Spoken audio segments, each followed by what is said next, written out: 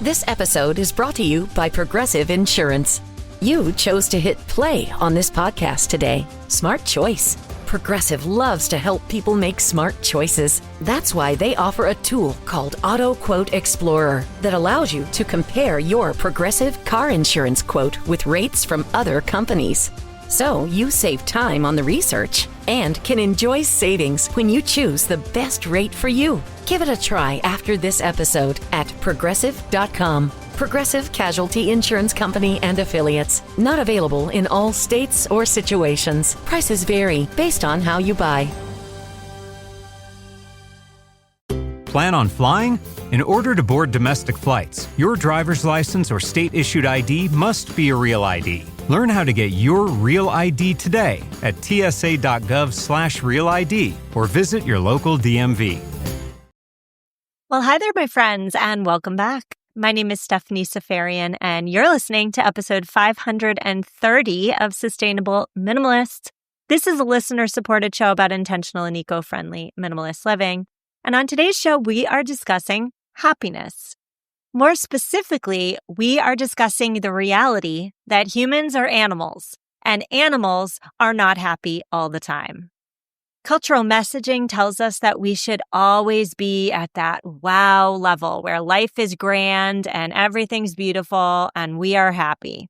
And if we're not there, we should get there. And if we can't get there, there's something wrong with us. Perhaps we have a problem that needs to be fixed even with a pharmaceutical. Well, my guest today argues that none of that is accurate from an evolutionary standpoint. In fact, unhappiness is our brain's natural default state. Today, I'm speaking with Dr. Loretta Breuning. She's the author of Why You're Unhappy, Biology versus Politics, and she is also the founder of the Inner Mammal Institute, linked in the show notes. Today, we're talking about why we compete and compare and what competing and comparing does to our happiness levels. We're also talking about the concept of abundance. Why, if we live in this world of abundance, why aren't we happy? We're also deep diving into the 4 happy chemicals today, so I'll just set that up right now. We're discussing serotonin, dopamine, oxytocin, and endorphin.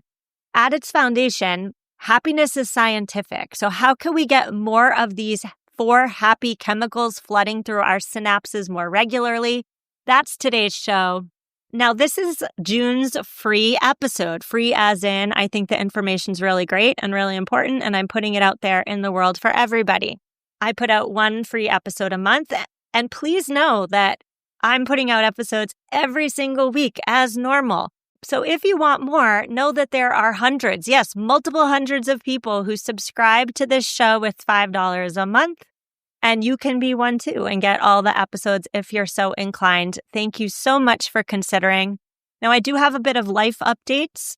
I got a job recently, but I'll talk about that in the outro so as not to waste your time. Meet me there if you want to know more about what's going on in my life.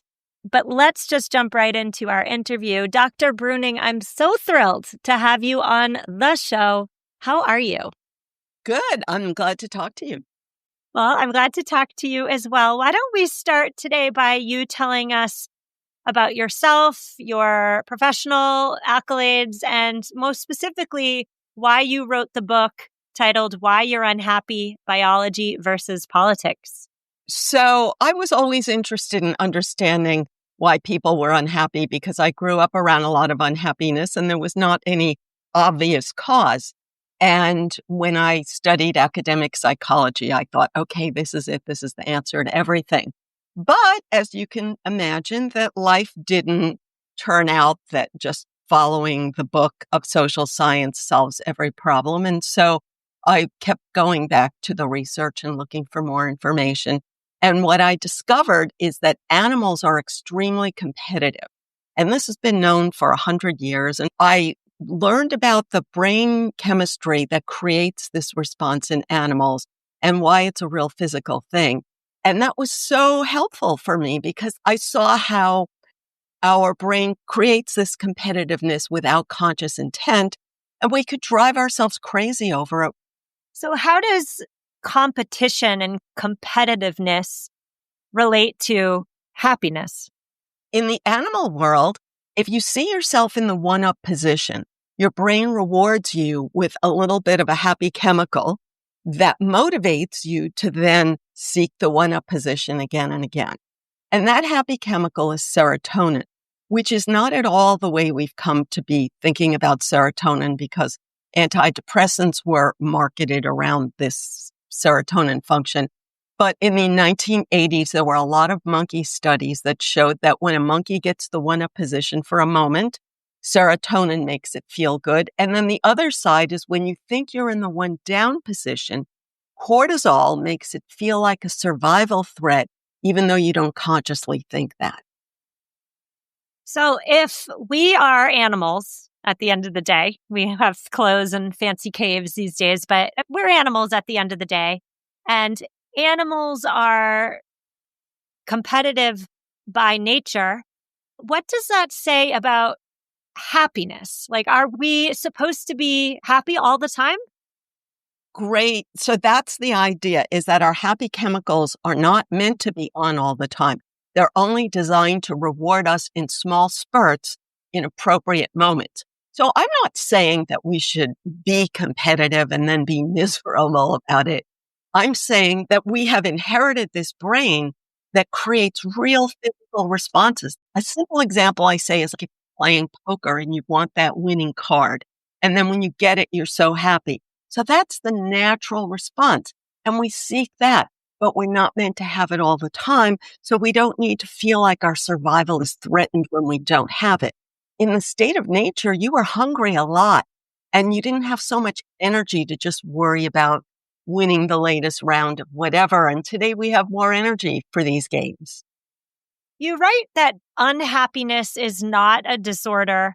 It is our brain's default state. And I'm wondering if you can speak more on that, because cultural messaging tells us that if we're not happy, we're not normal. Something's wrong with us. It's almost implied or outright taught that we should be feeling happy all the time. And if we're not, the problem is us. I'm thinking about social media here.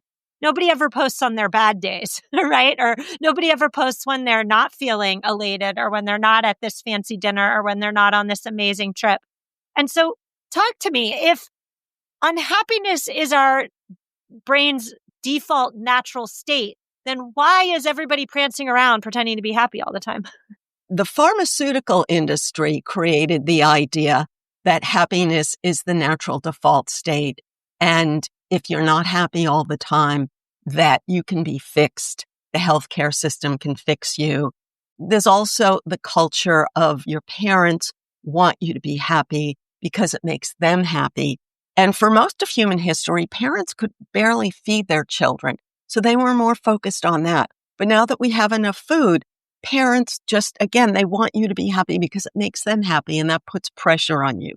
But what I found very useful is that almost 300 years ago, Jean-Jacques Rousseau created the idea that nature is happy all the time and something has gone wrong. So this is also a big part of the culture. We think that we would be happy all the time if we were in a tropical island and something has gone wrong and society must be fixed so that we could be effortlessly happy. But the bottom line is that if you lived on a tropical island, you would worry about running out of coconuts and running out of fish and where would the next ones come from. And that's the challenge that our brain creates. And each of us needs to manage that challenge. I mean, just hearing you say that unhappiness is our brain's natural default state, that takes a lot of pressure off of me, frankly, because I do feel pressure to be happy all the time because I think everybody else is. But what I hear you saying is perhaps some of us are masking, let's say, and that gives me the motivation to take off my happy mask when I'm not feeling it. But I want to bring this back to competition, and maybe even a better word would be comparison. I see a real connection in my own personal life between the amount of comparing I do with others and my happiness level. So the more I compare, the less happy I am, or I tend to be. I tend to, when I see somebody doing great, I feel horrible about myself. I don't know if that's normal. You can tell me yes or no. But also, do you have any thoughts on the connection between comparing ourselves with others, our peers, and feeling or not feeling happy? Yes. I was so amazed. This is why I went into doing what I'm doing, to learn that animals are doing this social comparison dance all the time because it's a matter of life or death for them. So if you and I see a banana at the same time, and if you're bigger than me and I go for the banana, in the animal world, I would get bitten and that would risk my life. So if I see that I'm smaller than you, I pull back and I yield. And so our brain is designed to constantly make decisions about when to assert. So this comparison is going to never stop because it's a natural impulse. It's a life or death thing in the animal world. So we're all challenged to manage it.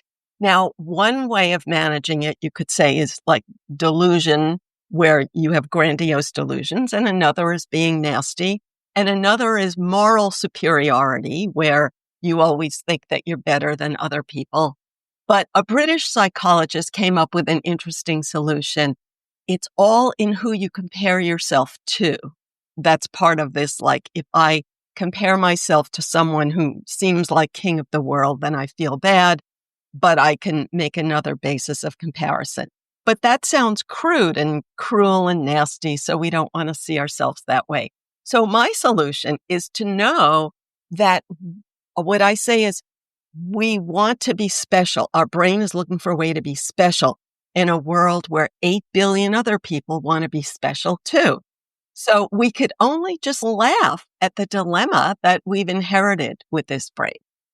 Any tips, tricks, hacks from your own life that, work to, I know you said we're never going to stop comparing ourselves to others, but maybe do a little bit less of it? The first thing is to be aware that you're doing the comparing yourself, because otherwise you feel like the world is judging you and other people are forcing it on you. But when you see that you just did that comparison yourself, then you know that you have the power to redirect your thoughts to something else. Now, what you could redirect your thoughts to is the dopamine aspect of life. So in my books, I write about dopamine, serotonin, oxytocin, and endorphin. These are 4 different happy feelings, and we want all of them. And serotonin, the feeling of social dominance, is just one. Dopamine is the feeling you get when you meet a need. Now, in the modern world, mostly our needs are already met, and you stop getting dopamine as soon as a need is met. So the bottom line is we need a project. So if you have a project and you can feel a sense of pride in your accomplishments in whatever that project is, and I know it's a cliche to say you're comparing to your personal best. And that can also drive a person crazy. They feel like they have to do more push-ups every day or something. But if you have a small project, even if you only have 5 or 10 minutes a day to spend on it, it gives you a foundation of serotonin and dopamine that's benchmarked against your own pleasurable activities. Oh, okay. This is awesome. I love this. 4 hormones: dopamine, serotonin, oxytocin, and endorphin. You said serotonin is the social dominance hormone. We get a rush of serotonin, I'm assuming, when we feel like we're a top dog. Do I have that right? Exactly. Okay. Oxytocin, in my mind, oxytocin is the love hormone. Is that correct? That's what it's called. But again, when you study it with animals, that animals are not in a herd all the time. They only seek the herd when they need protection from predators. And they're constantly weighing which alternative is better in this moment. And it sounds cynical, but if you expect the world to love you every minute of every day, then you end up disappointed. So isn't it better to know that your brain and everyone else's brain is weighing, like, when do I benefit going with the herd for protection? And when do I benefit going to greener pasture to get more grass? So in modern 2025 life, how are we obtaining oxytocin in a general day? Good question. So that could be 2 questions of how we are obtaining it or how we might desire. So if you are in an online chat and you join with others to bully someone you don't agree with, that's the classic mammalian social bonding, is bonding around a common enemy. So if you choose something you don't agree with as the enemy and other people hate the same enemy, then you get that feeling with very little investment of effort. But I'm not just blaming social media, because before that, the cliche, there was the pub where everyone knows your name. And then you had to indulge in alcohol all the time to feel that bond. Ideally, all of these starts with awareness, to know that you want that feeling of being protected by a herd. And it's really a selfish feeling, is I want you to protect me, but we have glorified it as I want you to lay your life down for me because I promise that I will lay my life for you. And life always falls short. But rather I could say, well, I'm going to bake you cookies this week, and someday you'll do something for me. So there is the reciprocal nature, but we can consciously invest the effort instead of just expecting it to happen out of pure love. Okay, this is fascinating, Dr. Bruning. Thank you so much. We got to go to endorphin. I know endorphin as that really great happy chemical that I get after a hard workout. It is. And once again, the sort of romanticized, idealized view versus the animal view that could help us understand why we don't have it all the time. So endorphin is the brain's natural opioid, and it's released when you're physically injured. So if you exercise to the point of pain, you get an endorphin high. And today's culture has glorified that as the path to happiness. But I have known too many people who exercise to the point of pain to get that rush, and then they do permanent injury to their body. Sometimes they take pain meds before they exercise to get it, and then it still doesn't get them dopamine, serotonin, and oxytocin. So by the time you get to work, the high starts to wear off and you're just exhausted. So that's why I feel so strongly that people need to know that we're designed to seek dopamine, serotonin, and oxytocin, but endorphin is there just for emergencies when you injure yourself. Fascinating. So are you saying that we should be is it like a balanced diet where in general you should be having an array, a sampling of these 4 chemicals, these happy chemicals here or there, try and get them all in your life, in your days? Or can we binge on one of them? Can I just binge on dopamine? And if so, what are the consequences of that? Yeah, sure. Easy way to think about it is that when you get something, then your dopamine stops. So most people know this. If you have something you can't wait to, you're looking forward and you're so excited. And then as soon as it comes, the good feeling is over. So that's the way dopamine works. Its job is to get you off the couch to go do something, or to get cavemen to go out to look for firewood in a snowstorm. But it's going to run out. So we need to always have a new project. And if your dopamine project is always something that, can easily harm you, then we have to have a wider array of projects. And that's why focusing on all of the chemicals is valuable. And we're often drawn to the one we feel like we're good at, but that's the one we're most likely to be habituated to. So we may benefit most with the one we feel that we're not good at. Plan on flying? It's time to upgrade to a real ID. Because in order to board domestic flights, your driver's license or state-issued ID must be a real ID, or you'll need another acceptable form of identification. So don't wait. Find out how to get your real ID at tsa.gov/real-ID. That's tsa.gov/real-ID, or visit your local DMV. And then you'll be cleared for takeoff. Talking to you makes me think about happiness less as this elusive state that maybe will come my way, maybe it won't, and more as a science. Like if I'm feeling bad, I need one of these happy hormones. And you're giving me great tips to be able to access them, let's say on my own. But I want to bring back the consumerism point to our conversation because that's a big pillar of this show, conscious consumption. In 2025 America, we're taught to buy stuff to feel good. Oh, we're feeling sad. Some of us are even so habituated to the buying behavior that it's unconscious. We feel bad and we are on the internet getting something in 2 days or less. Consumerism, buying stuff new as a way to feel good. I'm guessing you're going to say it doesn't last and we're going to get habituated, which means we're going to have to buy more. That's great, but you made a bigger point when you said that when you feel bad, you do the shopping. So we haven't yet touched much on the unhappy chemical cortisol. So all of these chemicals connect neurons. You can think they're like paving on a neural pathway. So when I feel bad, the first thing that makes me feel better connects neurons. And the next time I feel bad, that's where my brain flows because it's a real physical pathway in the brain. Now, our brains build the biggest pathways when we're young.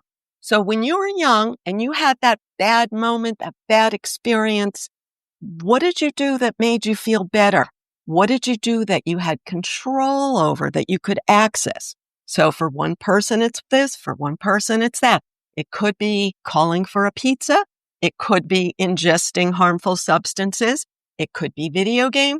It could be shopping. So each brain, whatever they did in that moment of pain, is deeply wired in. So that's where some potentially unhealthy habits can start to form. We rely on them too much, I think is what you're saying. Yes, exactly. And of course, they work in the short run, and that's why we rely on it. And in the short run, you can think that with the social comparison, maybe you can relieve one down feelings by purchasing something. Maybe dopamine is the anticipation part of it, and oxytocin is the belonging part of it. So every bad habit, it works in the short run. But like you said, if you overuse it, then you're not really helping yourself. So what would you say to listeners right now who are just having a day that is flooded with cortisol? They're feeling horrible. They're feeling junky. What do you suggest they do besides, number one, recognizing that unhappiness is humanity's natural state? So I totally agree with what you said about recognizing, but to go further in that recognizing is each of us has our own unique cortisol pattern. So I feel bad when I'm in a situation that fits the template of my early pain, and you feel bad in a situation that fits the template of your early pain. And the better we can identify this template inside of us, the better we can take it in a more lighthearted way. It's usually our brain says, oh, if I feel bad, there must be something bad going on.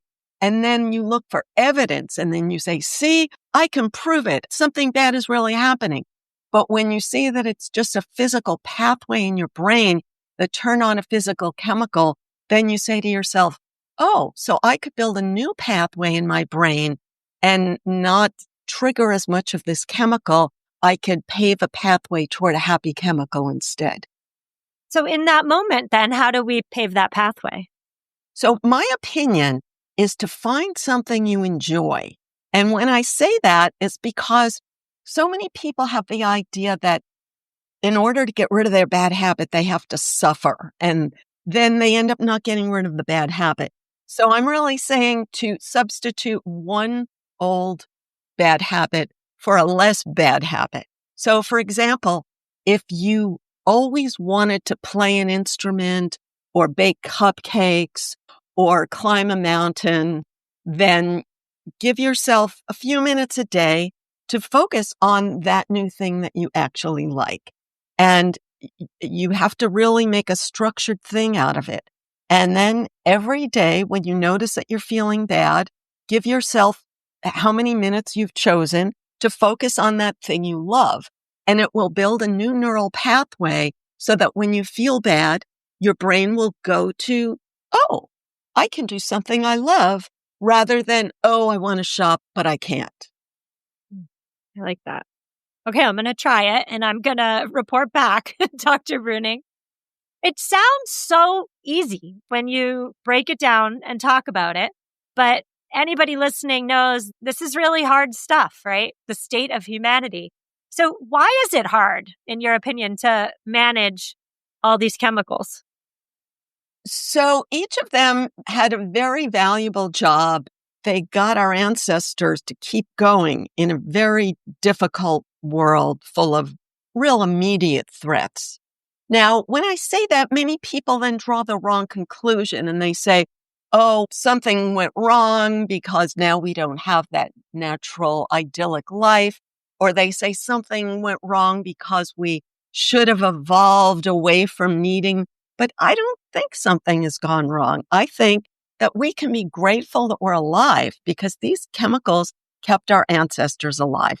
But we're facing a very unique challenge because it's hard to imagine, but for most of human history, there was no birth control and people had babies before they were out of their teens. And then they had another baby. And so they were so busy just trying to provide food.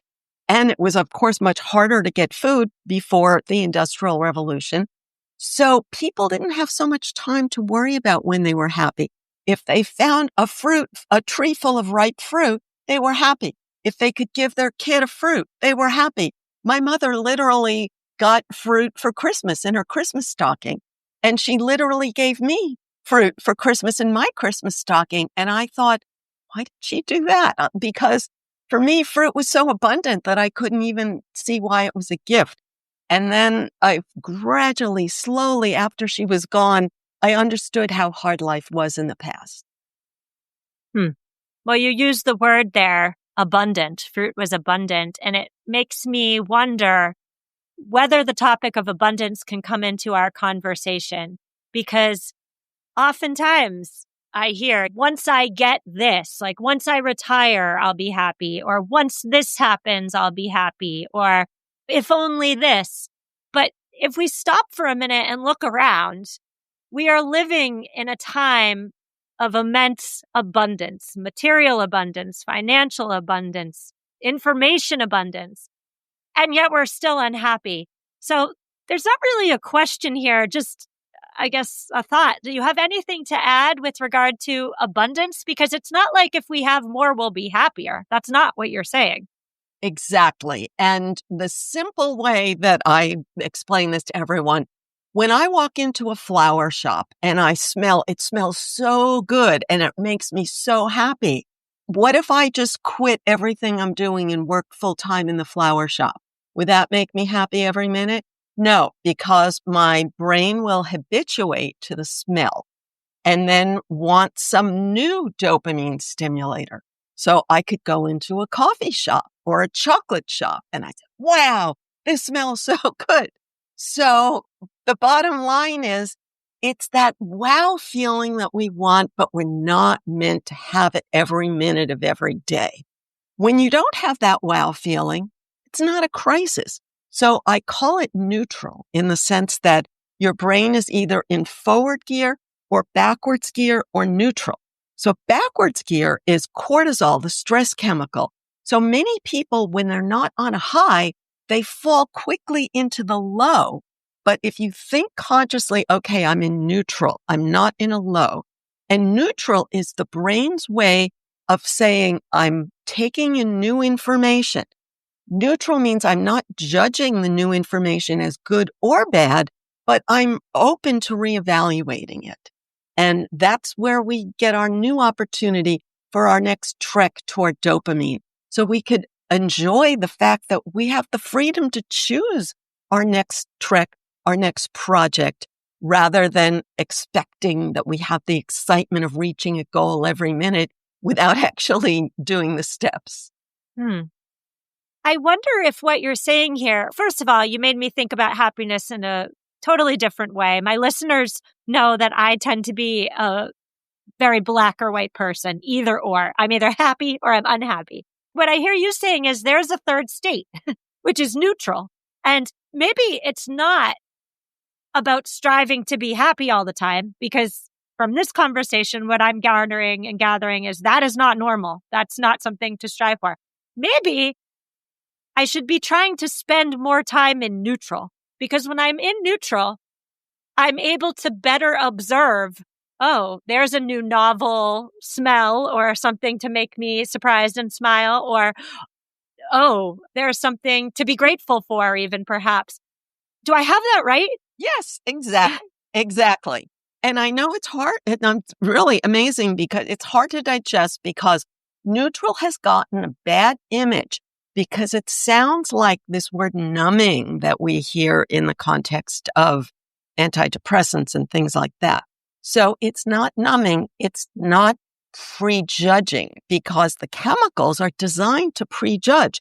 A bad chemical tells you to look for evidence. If I'm a gazelle and I smell a lion, I'm looking for where's the lion.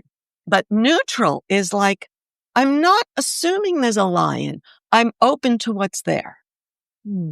All right. Again, you make it sound so easy. We'll see. I'm going to try in life, but I'm going to strive for neutral more often, not strive for happy.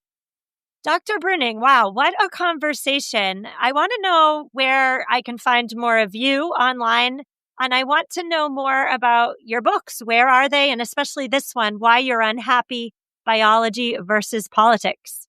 Thank you. Everything is on my website, innermammalinstitute.org, innermammalinstitute.org. And I have a free 5-day happy chemical jumpstart if you put your email at the bottom, where you get 1 email a day for 5 days on each of the chemicals, and also all of my books. And I have videos for people who don't like to read. Well, I'll link to your website in this week's show notes, but I want to thank you so much, Dr. Bruning. I love a conversation that teaches me something new. That makes me happy. And that's what this conversation did for me. So thank you so much. Great. Thank you for the fabulous questions.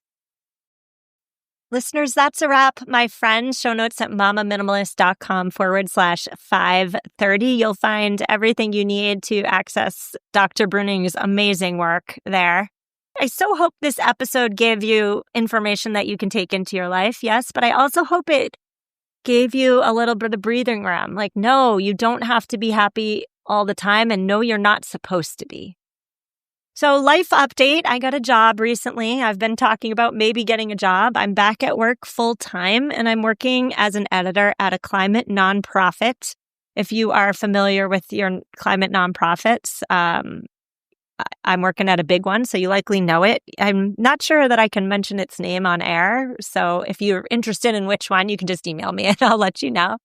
But it's been quite an adjustment this month, going from a lady of leisure to a full-time worker bee. But I will say that overall, the work is really aligned with my passion, so it lights me up at the end of the day. I do expect moving forward to take the activism and knowledge that I'm gaining in my job and bring it to the show. So the show's not going anywhere. The show's going to continue with once a week episodes, 3 of which are for my paid supporters, 1 of which is for everybody else. And again, please know you can support this show. So if you want an ad-free listening experience, that's over on the subscriber-only feed, $5 a month. That is less than the price of a Starbucks coffee, okay?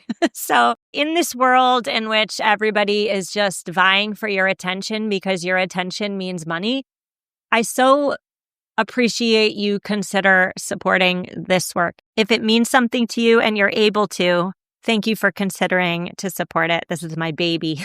It's my passion. So as always, reach out if you need me. I'm on Substack, I'm on Instagram, and I'm available through email. Again, I love to hear from you. Reach out and take care. You buy a pair of socks, that's 2 socks. You buy a pair of Bombas socks, that's 4 socks. Because 1 purchased is 1 donated. Socks are the #1 most requested clothing item in homeless shelters. So when you buy a pair of super comfortable Bombas socks, you're also donating a pair. Bombas customers have powered over 150 million donations. So Bombas would like to thank you 150 million times. But we only have like 30 seconds. Go to bombas.com/listen and use code LISTEN for 20% off your first purchase. That's BOMBAS.com/listen and use code LISTEN at checkout. Plan on flying? In order to board domestic flights, your driver's license or state-issued ID must be a real ID. Learn how to get your real ID today at tsa.gov/realid or visit your local DMV.